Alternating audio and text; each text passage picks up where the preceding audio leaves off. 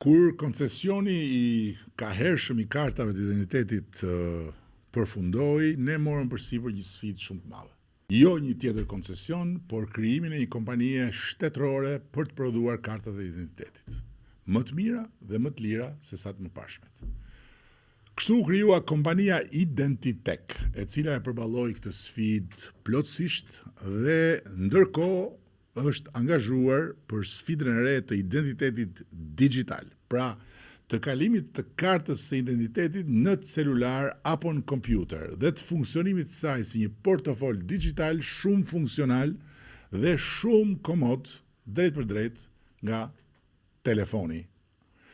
Edhe Bashkimi Evropian po ecën në këtë drejtim dhe ka vendosur që në vitin 2027 të jetë afati i futjes identitetit digital në jetën e përditshme të Europës dhe në aktivitetin e përditshëm të gjithë qytetarëve të Bashkimit Evropian. Shqipëria është gati, karta u prezantua,